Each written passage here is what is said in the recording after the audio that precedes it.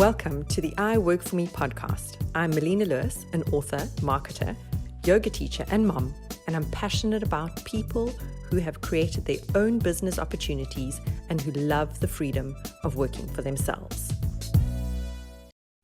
Hello. We'd like to thank Melina for joining us today. And I think one of the very first things is that I'd like to say is I've seen the reason for why you started the I Work For Me podcast. I loved it. And I'd really like to ask you why. I mean, I could tell you all the reasons because I've seen the video, but I think the story you heard from you is way better. Cool. Yeah, thanks, Pam, for this opportunity to be interviewed. It's quite nice as a parting shout out. So I think the reason that I started it was very much kind of in the midst of lockdown. We were seeing a lot of businesses closing down, a lot of people with 9-to-5s who were losing their jobs. And what really struck me was that the people who were making it happen were the people who had multiple streams of income. People who had maybe might have had a physical store, but also had an online store. People who had 3 very different types of businesses. People who were really kind of living what I think is quite dynamically. And I thought, wow, that's the way to do it. That's how we should really look to be running businesses, in the sense that, we should have a few balls in the air, not necessarily, they're all kind of going 100% at the same time. But it's good to kind of have those lightning rods in the ground and see which one is really striking. But if you aren't kind of, out there doing stuff, if you're just relying on your 9-to-5, then, the chances of you losing your job and sometimes your identity very quickly. So I really wanted to inspire people to think differently about work, about business, and to start asking themselves questions around what they could do and what they could do differently.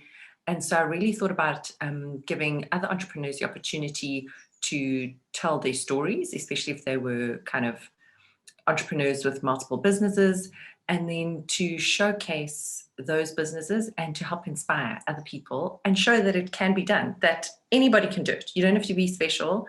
You don't have to be a tech genius. You don't have to be Elon Musk. Any old body can open multiple businesses and run them, reasonably successfully. So that's really what I wanted to share with the podcast, and hopefully inspire people to go out there and do it for themselves. And did that, why change it all in the last 10 months since you started? So in the last 10 months, it is, nearly a year. I have picked up a lot of new work from my marketing business, which is great, yay. And as much as I was kind of at one point almost wanting to, stop doing that work, I actually realized I still love it. I've obviously just the universe isn't done with me and marketing and communications yet. And so it yanked me back and gave me some really lovely new clients. And I love what they do. And I want to help them grow their business. And I want to work with them on their marketing. And I want to do all of that stuff. And so I've been pulled into this kind of different direction to what I thought I was doing and what I was going. And, as usual, you realize that you're not always so in control of your destiny. And so I need the time. There's really, only 24 hours in the day. And also in terms of being able to give people value for their money, I needed to make a choice. And it's a hard choice because this is my baby and I birthed this podcast. But I think it's the right thing to do. And also there's a little bit of ego involved, just a little. But, in the sense that, oh, look, I can do a podcast. Yay, tick. And so kind of that's kind of fulfilled. And and it's kind of maybe time to move on. Yeah. Wow. I think that is absolutely fantastic. I think you've done an absolutely amazing job. I in 10 months, that the people you've interviewed and what you've accomplished for people, even such as myself. I mean, you've motivated me to do so many amazing things. So thank you so much for that. So the next question is, what have you loved most about doing the podcast and running the I Work For Me podcast? The people, 100%. I have met such beautiful human beings. Like every time I interview someone on the podcast, I'm like filled with this sense of like wondrous humanity stuff where I'm just like, oh, I just love being a human being. There's so many beautiful people out there. They're so clever. They're so dynamic. They're so free. They're so energetic. You know, you just kind of get so many different things from so many different people. And I've absolutely adored meeting every single one. Everybody brought something unique and different to the interview. Everyone shared something different. You can ask the same question every time, and every time you get a different answer. And so I've just loved it. So I'm going to desperately miss meeting new people online. You know, I feel like I've got, 40 plus, you know, new friends out there. And so yeah, stopping that is quite sad. I have, you know, I've met kind of Lisa King, and her and I have started a business.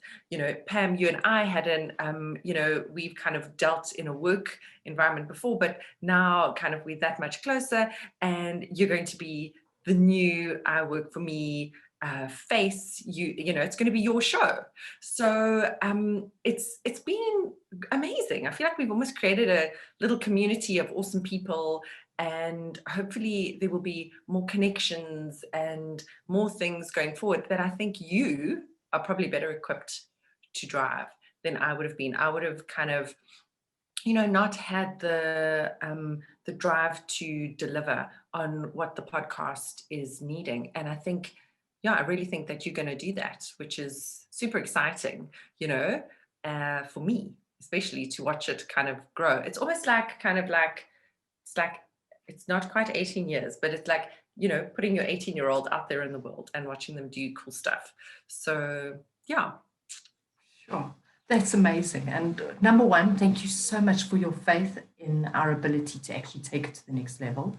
I'm so excited to be doing that.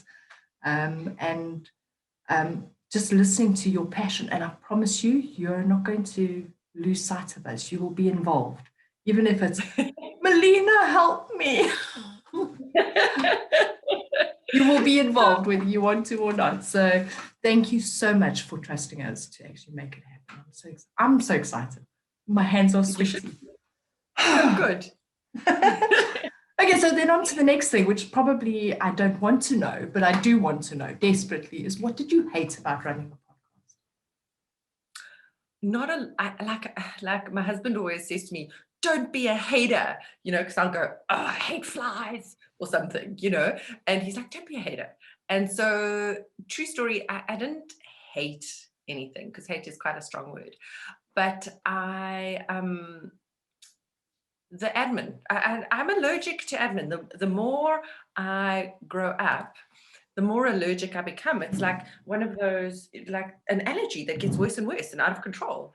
My admin allergy is chronic at the moment. I'm hoping that maybe I'll grow out of it or something, but the kind of just managing everything, and then, you know, making sure that everything goes out on time and all of that kind of stuff just felt like, while I was squeezing it in and around everything, I felt like I didn't have time to breathe in between work stuff and podcast stuff and writing stuff and kids stuff and husband. And I was just like, so there's nothing about the podcast that is to complain about. The podcast is great. It's actually really easy. But having to squeeze it in and around my life became the problem. And so, yeah, I can't say that I hate the podcast in any way, other than it's probably my life I should be hating on. That's classic. Anyway, terrible realization. No, you sound like a typical mother. I've got a this and a that and a this and a that. And you're juggling all the balls. And something's going to fall eventually. It's just a matter of deciding rather to hand it over before it falls. So congratulations. There's our learning today. Yeah, exactly. It's that thing of, I totally understand. I've worked in a number of NGOs, and the founder of NGOs, it's an across the board issue. The founder gets wrapped up in the organization and can't let it go, even though they may not be the best person to run it, to market it, to get the funding or whatever. They get so wrapped up in it that they can't let it go. And so I've seen that. So I'm going to just pat myself on the back here and go, yay. I didn't do that. I have learned something clearly. I didn't hack at it until it was dead. So I hope it's still, it's something alive and kicking that I can hand over and can learn to run very fast. I hope, Pam. You've just given me goosebumps, because as I said that this was a learning for today, I mean, wow. I know so many entrepreneurs that do exactly that. This is my business and this is what I want to do. And they carry on and they carry on and they carry on and they carry on and they carry on and they carry on until they get to a dead end and they should have stopped so much longer, or understand that this is my position in the business and that I can outsource, or I can hire, or I can. So yeah, well done, Melina, and thank you for that. Very, very, that's my nugget. That's my definite takeaway for today. Thank you. Okay, so I think we've kind of covered everything. What I would like to ask you from a podcast point of view, we've kind of covered everything. A goodbye to Melina and a hello to Pam, but the I work for me is going to stay, which is going to be absolutely wonderful and really exciting. I think the most important thing is any parting advice for the audience that you can say from everything that you've learned in the last 10 months. What is it that you would like to tell the entrepreneurial community that you've built? What advice can you give? My advice would definitely be to, one, obviously, continue listening to the podcast. Oh, yay, yes. Pam's going to bring a completely different energy and a new and exciting energy that I think is needed. And so there's going to be a shake-up and it's going to be great. I know all of us kind of get the willies when there's change, but COVID, if nothing, has taught us that change can also breed opportunity. And if you're an entrepreneur, opportunity is what you're looking for, right? Like, that's the thing that you're after. You're looking for that gap. You're looking for how to do something differently, how to deliver uniquely. So I think this is a great opportunity. So definitely don't stop listening, because Pam's going to bring in something really new and really exciting. And then the other thing I would say is build your network. That is the one thing that I've learned the most from the podcast myself, is that you really have to suck it up and get out there and join a business networking group. And if you don't like the first one, that's okay. Don't paint all networking groups with the same brush. Move on to the next, onto the next, onto the next, until you find your tribe of people who speak your speak and can help you promote your business. Because as an entrepreneur, it's so lonely and you are often just banging your head against a wall, not knowing what you're doing, instead of maybe leaning on people. So find your community of, fellow business makers and let people help you grow your business. And really invest in yourself and invest in your business. Yeah. So I suppose the thing would be like, kind of, if you feel like you're part of a community on the podcast, now go be part of a real community in terms of finding other people, and grow your knowledge and your opportunities. Yeah. So first of all, no pressure. Thank you for that. We're definitely going to have to step up and make sure that we don't disappoint you. And networking, who would have thunk? I mean, a couple of months ago, There we go. Yeah. So that's really, really impressive. And I support that 100%. And I'm not going to even tell you why. But I do. Okay, so then on to interviewing Melina Lewis, mother, yoga teacher, marketer, and the founder of the I Work For Me podcast. Tell me, what was it that you wanted to do when you were a little girl? So many things. I definitely remember wanting to be a lawyer because I think we'd watched lots of LA Law as kids, and I loved that. And I always thought, oh yeah, I totally saw myself in the striped suit in the big corporate.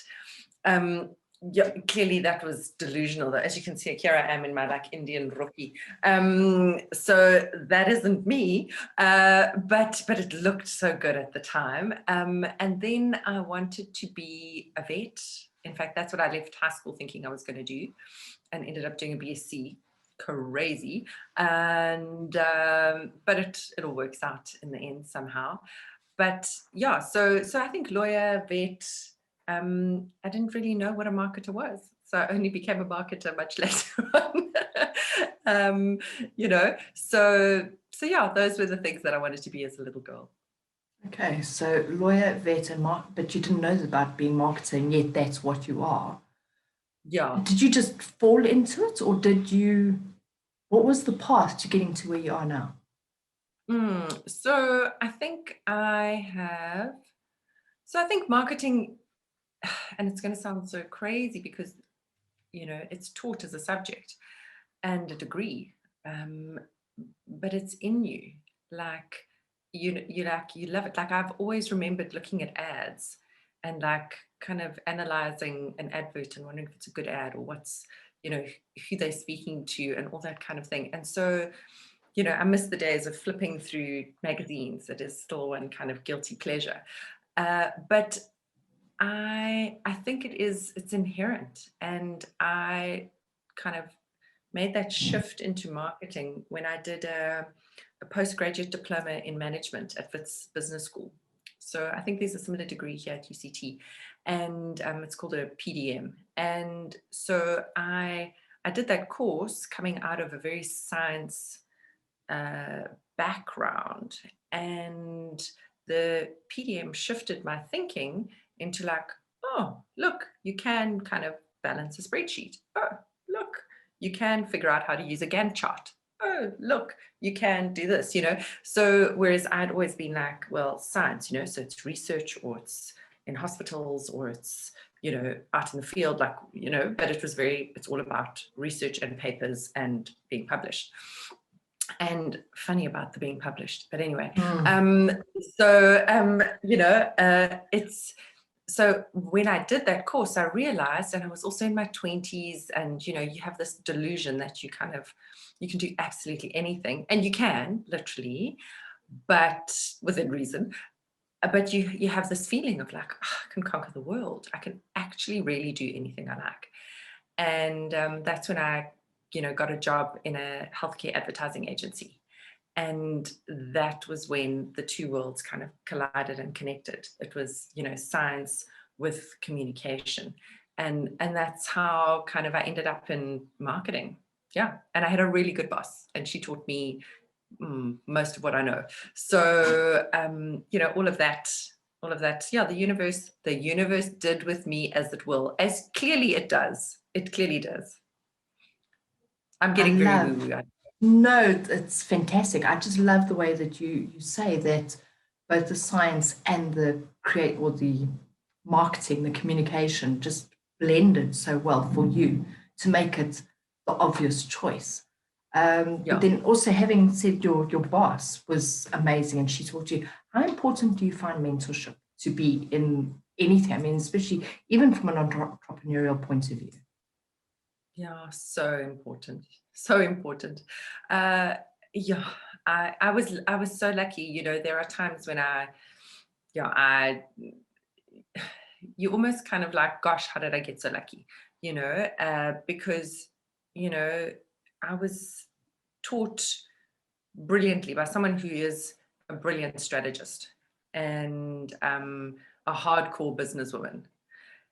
and I learned a lot fast. I was young and we were running events, and she gave me so much rope. She always used to say to me, Mel, I'm going to give you rope to hang yourself. Go. And I hung myself repeatedly. Trust me. But she always had my back. She always had my back. And, I've worked with other people since then, and kind of where I'm kind of in an employee kind of role. And I've had bosses who will kind of say, oh, it's her fault, You're like, what?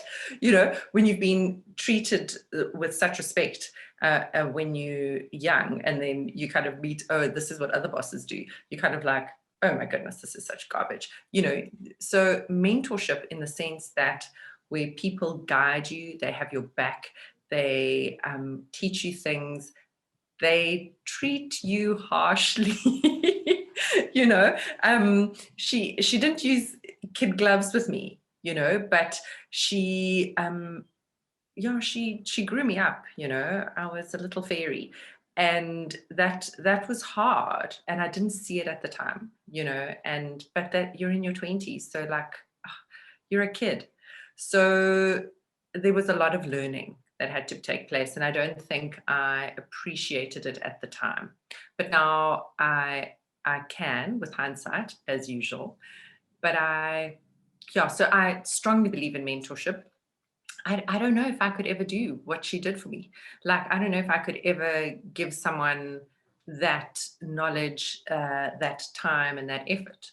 So I think maybe there's something there that I need to do, find me a young Mel and train her up and pass it on, because that's what she gave me. She gave me my skill set, right? So I believe in mentorship through and through. And if we can all kind of hand it over, like, isn't that paying it forward for the country? Absolutely. And for entrepreneurship, because although you were employed by her, you also realized how beautiful it was to be self-employed, for lack of a better word, because of the way she taught you to think. And then to go into a corporate environment and be bullied into taking all that rubbish. I mean, it's amazing how often that happens. But then again, it also shows the difference between leadership versus management, doesn't it? Totally. Absolutely. She's always so impressive. And so I've always then enjoyed working for small businesses as a result, because I can't swallow the corporate monster stuff. So you'll never go back to working for yourself, I assume. I'm sorry, the other way around. You'll never go back. You'll never go back to working for a boss, I assume. Not if I can help it, Pam. It wouldn't be my first choice by any stretch. Look, my bosses are real and alive. They are my clients, very much so. Yes. And my children. Those things.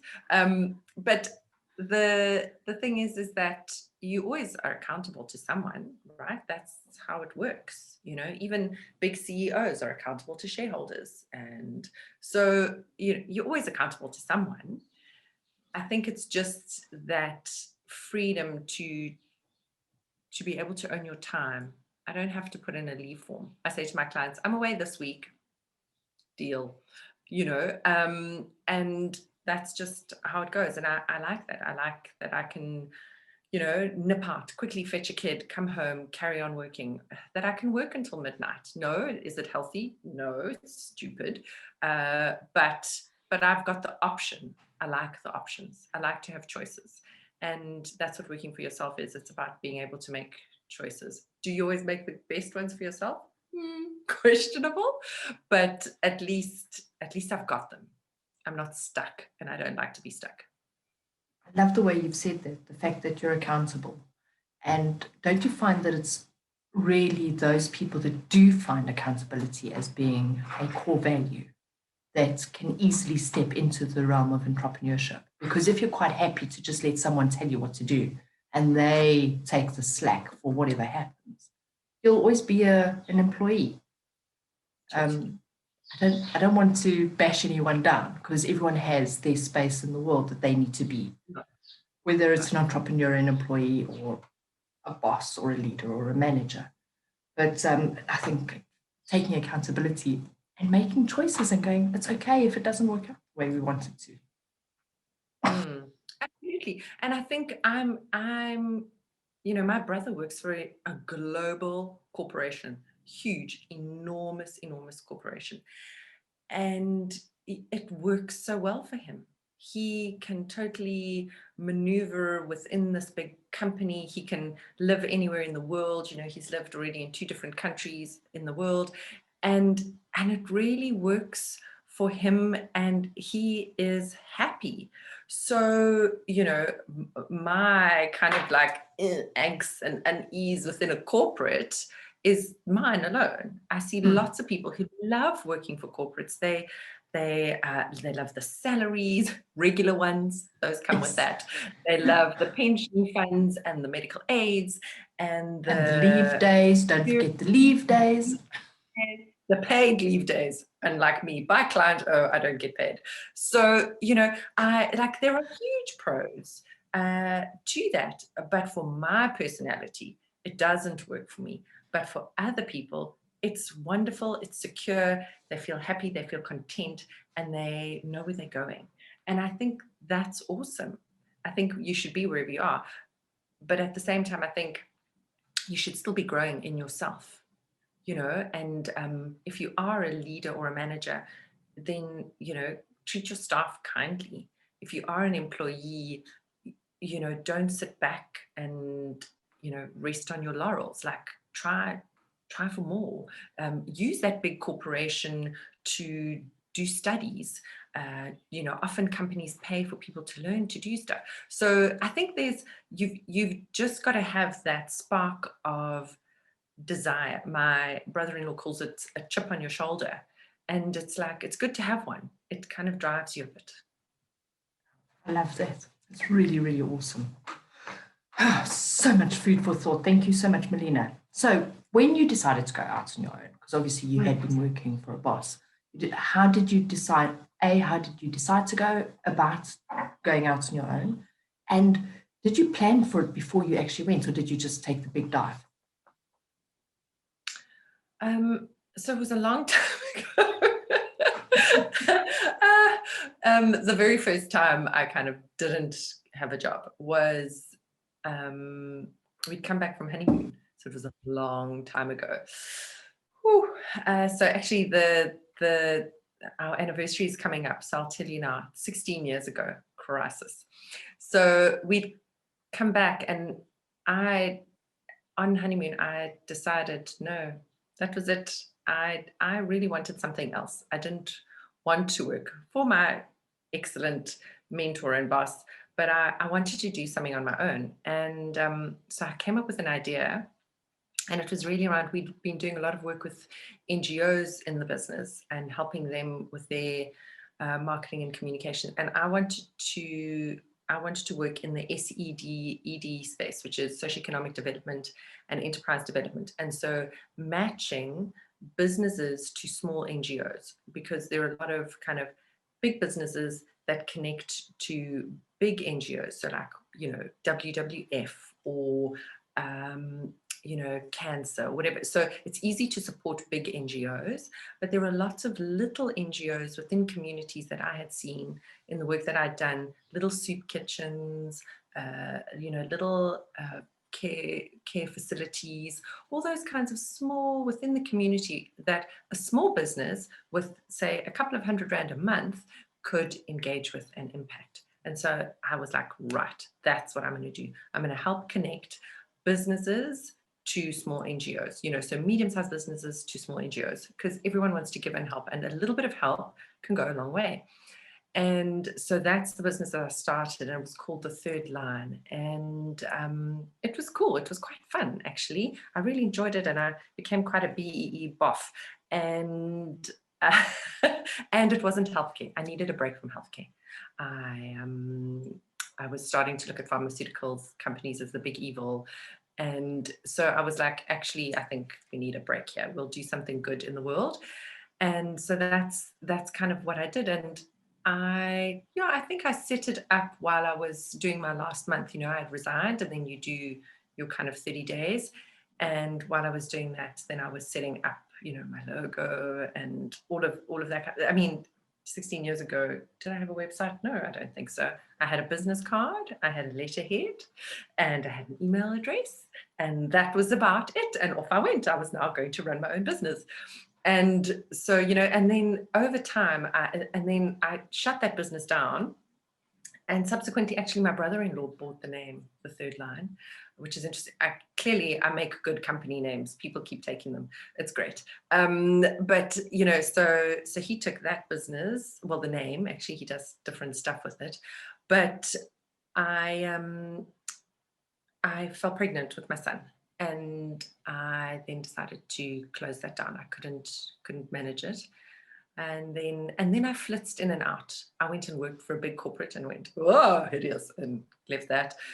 Went and worked for another NGO, and then I fell pregnant with my daughter, and then kind of left. And then after that, I was like, yeah, definitely not working for anybody else. I put my toe in the water again about working for other people. And it just, the shoe didn't fit. And I was becoming more, how would you say, more painful to deal with as an employee. So I had outgrown my ability to be employed. I cannot be micromanaged. I struggle hugely with that. And it's a personality failing, actually, it's my own issues, but that's okay. It's okay. We'll work on those. Psychologists, you just pay them. And so there was a kind of a whole process, and eventually kind of started finding my feet. Took a year off after my daughter was born and started working on my own self and what I wanted. And so that's why kind of one of the podcasts that we've done early on in the show with Lisa King around working on your core values was so good, in the sense that it's about going in, doing a real connect with yourself before finding what you want to do. And so, so that's been a kind of a process that's been ongoing. For me, it's a daily one. But I think that's what's led to kind of, me ending up in marketing in my own way. I think I also needed to figure out what my marketing way was. And that's taken a long, long time. I was always doing it someone else's way. And you need to do it your own way to be authentic, really. And I know that that's one of your core values, is authenticity. So absolutely fantastic. So then, having gone through that cycle and then finally found yourself, what is it that you do now? Okay. Besides handing over podcasts. I was going to say, not podcasting anymore. So I do, the marketing, which we've been speaking about, which is basically working with businesses to really help them deliver their communication. So what I'm finding is that, especially with technical businesses, so IT, products that are come from a very scientific or biological background, healthcare, I still work in healthcare a little bit, and IT, I find that those businesses, often the people who are working in them, understand everything. But in order to kind of unpack that and speak to clients, one needs to almost simplify and to make it easily palatable. And it's sometimes very hard for the person who is so ingrained in that business to communicate that. And so what I do is I help them unbundle and turn their techie language into English, and then help them to choose how to market their businesses. Because for some businesses, you don't need to be on social media. You actually don't. You maybe just need a website, and you maybe need a salesperson, or so working out what is the best marketing strategy for the business, not what everyone else is doing. So really connecting with the business, what they're trying to achieve with their marketing, and then helping them choose the right channel. So that's that's what I do. And I love doing strategy. Like that's like my favorite thing, as I've told you before. Hey, just love to come up with great ideas, but hopefully try and make them implementable too. So yeah, so that's one of my favorite things. And then I am writing. So, you know, I've got my 4 books. I've got my adult book and my kids trilogy. And I am working on a murder mystery series at the moment, but that'll be set in LA, which is quite exciting to write in a different place. I always write in South Africa. And then I am finalizing editing one more time, shoot me now, my new book called The Devil's in the Detail. So that is going to be coming out hopefully in May. So we'll see you again for that, Pam, because we've promised you an interview. So I'll be knocking on your door. Please interview me. And, no problem. And then I'm not doing much yoga teaching. I do 1 yoga class a week on the beach in Fishhook. So if anyone wants to come and join, 7 a.m. Wednesday morning, pop in. You know, it's a free beach, so come on over. And that I do just for the love of yoga. And yeah, and then I'm pretty busy, but that kind of covers it. That is absolutely fantastic. I just wanted to, the devil's in the detail. As you mentioned that, I'm thinking, and you're complaining about editing it again, the devil's in the detail. Really? What do you expect with a title like that? I never should have given it that title. I did not put 2 and 2 together. Holy there we go. cow. Oh my goodness. Oh, no wonder it's killing me. This book is killing me. It actually is. It's but it like, won't. Anyway, so I will, it will be done eventually. Eventually it will be done. Yeah. Sorry, I just had to put that in there. I love the way that you do mention in the marketing how it is about putting the dots together, and the fact that not one, there is no paint by numbers process for marketing. There is not one shoe fits all. And the fact that you go into that kind of detail, I never thought about it from a technical point of view. I mean, I always work with creatives. Kill me now. And it's a completely different space. So yeah, working with technical people, I think, can be quite intense. And knowing that, now I have a whole bunch of other people I'm thinking, oh, I need to put Melina in touch with. So you'll get a call from me after the interview. Okay, excellent.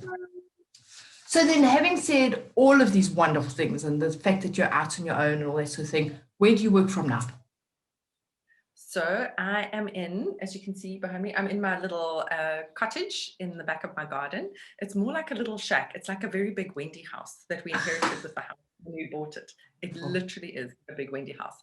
But I love it. My husband finally put Wi-Fi in here after 5 years for me. I know, not very woman empowered, am I? I should have just done it for my own self. Anyway, he did it for me, and it is just magic. I kind of come up here and hide from my family, and I lock the door and I lock myself in, and it's very exciting. And so yeah, so this is where I do love to work. Otherwise, coffee shops. I kind of love the zone of coffee shop. I don't know if it's that hum of humanity or the smell of coffee and the click your fingers and I'll have another. But it's just, instead of having to make my own, look at my empty cup, shame for me, I have to go down and make another one. But it is that thing of being around people, a certain energy, nice music, and it is also inspiring in its own way. And I find that if I kind of work in a coffee shop, I can also do a lot of, quite exciting kind of work quickly. So I really enjoy that. So those are my 2 favorite places, really. Okay, fantastic. And then your favorite hack for running your business? What's your the best tool, the best app, the best process? Right. So I think definitely my cell phone. It is, I take it everywhere. Mine even has a strap on it that I sling over across my body. That's how much I love it. I love it. It's so bad. My children, I think, are a bit jealous of that thing. But it's such a great tool in the sense that I can sit in my car and quickly do a social media post. I can check my emails. I can even answer and write. And I can do so much on this little pocket computer. And that is my ultimate hack. So I put my work, people who are like, I don't put my work email on my phone. I'm like, how do you actually function? I don't even know. So I love the fact that I can put all my apps that are on my computer, on my phone, and I can deal with clients on their different chat. Some are on Microsoft, some are on Skype, some are only on email, some are only on WhatsApp, but I can connect with everybody on this small thing. I don't have to lug around my big fat hairy Mac. And it's great. Yeah, my phone. I'm like, put the app on your phone and make it happen. It's cool. Love that. Love it. Love it. Then how do you sell yourself and your offering? Oh my gosh. Hey, that's like the shoemaker's children's shoes. It's that. So it's taken me a little while to figure all of that out. And I think in terms of how I sell myself, it's word of mouth. I struggled hugely in Cape Town. And so when I say to people, as I said earlier, join a business networking group, I say it from experience because I have relied on Johannesburg contacts to build business connections in Cape Town for 5 years plus. And that's quite bad. Okay, it's not quite bad. It's disgusting. And I should have joined a BNI or the likes long ago and started building my Cape Town business network. But I was so entrenched in Joburg and so lazy in the sense that it was always easy. Someone knew me, oh, chat to Mel, she'll sort that out for you. And it was, it was easy. And I think only kind of in the last 2-3 years has it really shifted. I have a Cape Town client, and then I speak to more people about what I do. And so, yeah, if you look up Tanko Sky, which is my marketing business, I've actually shut down the Facebook page. I don't have a Tanko Sky Facebook page. I don't have the capacity to manage it. And also I'm not too sure what to put on it, especially. And so this is kind of like, I'm actually doing what I tell my clients to do, in the sense that, like, don't just have a Facebook page or a socials page of any kind just because someone said you do. Like, people who come to me, it's very much word of mouth. It is through certain expertise. And so me posting about, I don't know what, it doesn't work. So it's no point. But I have a website. And on that, I've got all the different things that I do because I'm proud of all the things that I'm involved in. And I will eventually have to take the podcast part down. But leave it there. Leave it there. Leave it there for now. It's okay. But it's yeah, I think the important thing is to kind of speak to who's listening. Like, there's really no point trying to do all these different marketing things and get people's attention who aren't really your target market. So yeah, so for me, it is networking through people. It is and kind of leaning on a business network, really, where people can see where your speciality lies, and then putting that forward. So, I mean, I'm listening to what you're saying, and I'm thinking it's absolutely amazing. I mean, the social marketing abyss, because it's like standing on the edge of the Grand Canyon and shouting and hoping that someone's going to hear you. You may have an echo come back occasionally. I've never thought of it like that. So it's actually quite an insightful space. Thank you for that. I love the fact that you have finally come over to the light side with regards to networking. I'll introduce you to another couple of networks. Very good idea. Fantastic. Then I think in closing, What is it that terrifies you most about running a business? The thing about losing clients, so that like I get quite attached to them, and then one of my personality defects is that I sometimes overthink things, and they'll be like, oh, maybe I shouldn't have said that. I shouldn't have said that their shirt was dirty and that they had like a spinach in their teeth, and now they think, oh my gosh, oh no, so you. So sometimes tend to overthink things and have like little brain panic attacks. But I don't like losing clients unless I want to lose them. And because I'm a people pleaser, and I want to make sure my clients are happy. So my biggest fear is losing clients. And I suppose, not being able to pay the bills is also a big one, or pay myself a salary. I don't like that. And I've had, over the years, I had a year where I was working for a company in Johannesburg down here, and they wanted, they wanted the likes of me to be up there so that they could manage it better, or have, greater hold on what they were doing. And I said, well, obviously no.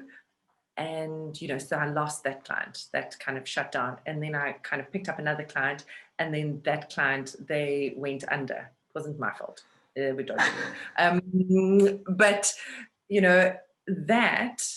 that in 1 year, it was almost like being fired or retrenched twice in 1 year. And I was like devastated by that. And so I'm still quite anxious around losing clients, because then I'm like, oh, then what, but you do learn that you can find another client. It's okay. Someone will help you out or need you, or, want what you have to offer. And so it's an irrational fear, I hope. But yeah, that is my kind of what I don't like doing. I don't like saying goodbye so much. So then if that terrifies you, and then obviously having lost those clients, do you consider those to be failures? No, not really. They were wins in their own right. Losing the Joburg business was good. It was time. We were done with each other, and I think it was good, even though it wasn't my initial choice. And then the one over here, that taught me a lot about dodgy businesses and dodgy dealings. I was just like, I was educated beyond belief, and how some people run their businesses is just, and I learned a lot around that, in the sense that since then, I kind of have an account that I store money in, and I am one of those that is big on having 3 months worth of salary minimum in my business account that I hold on to, because of that experience. And that held me in good stead when COVID came around. So where people didn't have those funds available to pay themselves over 3 months and get over that massive hump, I did, and I was surprised at how many businesses operated on the bones of their asses. You can't judge too harshly. You never know the full story, but I was still, it shocked me that a lot of businesses didn't have some kind of savings for when something goes wrong. Stuff goes wrong, and I couldn't believe that people just thought it never would. So yeah, I am grateful for that tough ride those years ago, because it prepared me for other stuff. Absolutely. And it's great to hear that, because so many people kind of go down this rabbit hole of, if I fail, this is what's going to happen. But to know that through failure, there's normally a reason for it, and that we can come out of it the other side. Really, really great. Yeah. And the learnings that you've got from it, which I take that learning is probably the most important advice you could give to anyone, is make sure that you have the savings. But I'm going to ask you the question anyway. What is the most important advice you could give to anyone that runs their own business? So besides saving, I would say, just save 1 month's worth of salary, for crying in a bucket, I sound like my mother now. But I think my other thing would be a good bookkeeper, not an accountant. They're very expensive. A good bookkeeper. And if I may be so sexist, a female. A woman bookkeeper, because I've had tons and tons of male kind of bookkeeperish accountant types, and they have always turned out to be a disaster. They take on too many clients, and eventually then you've been palmed off to some kid, and then they leave the business, shut it down, do all sorts of crazy, dodgy shit.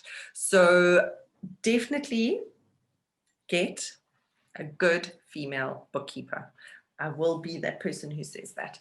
And that is someone I have found here, someone in your area, not far away. Don't do that, because you need to run to them and hand them a file of horrific slips, or sit down and let them show you on your computer what you need to do, and all that kind of stuff. So someone close by, a woman, and a bookkeeper will shift your business. Someone you can ask lots of stupid questions to, and that you feel comfortable with, and that you're not scared of. And often for us as women business owners, a male accountant, you might feel silly asking questions to. So yeah, that would be my advice, because you need to have your ducks in a row when it comes to money and accounts. You just do. It's nothing you can get away from. Here, the allergic admin person, but this is a necessary evil. Tax is real. It doesn't go away. And I agree with that 100%. Tax is real, but it doesn't go away. That is fantastic. And in closing, any final thoughts that you have as the founder of I Work For Me, as Melina Lewis, as we say goodbye? What would you like to say? I'm gonna miss you. I think, am I gonna miss the sound of my own voice? That could possibly be it too. No, but I'm gonna miss all the beautiful people out there, but I am going to be listening on the other side to Pam doing her magic and interviewing lots of new exciting people. So I'm glad that I'll have a new podcast to listen to. And I just want people to go out there and do shit, especially South Africans. Get off your bums. Go make shit happen. Enough already with the whinging and the whining and the government and all your problems. I don't care. Like, I don't. Sorry, I think I've been waiting for a while to tell people this. But like, come on. Stop it now. Do stuff for yourself. Stand up on your own 2 legs and go out there and make stuff happen. Stop being pathetic. Okay, I'm done. Are you done? Thank you, Melina. I love that. Thank you. Yes, sometimes we need a platform to rant and rave. You couldn't up until now, so this was your dump. No, enough me being nice. We're done here. Yeah. Okay. Excellent. Melina, thank you so much for joining us today. I really do appreciate it, and we will see you again soon. And thank you, Pam. All the best. Thank you for listening to the I Work For Me podcast. I hope you enjoyed this interview and that you feel inspired to take your idea and business to the next level, not only for yourself, but for fellow South Africans too. Please listen in weekly for interviews with more interviews with South Africa's most inspiring people, and connect with me on Facebook or Instagram at Melina Lewis Author, or on YouTube at Melina Lewis, or if you don't mind, consider supporting the show for a few rand a month by finding me on Patreon at Melina Lewis. Have a great week and namaste.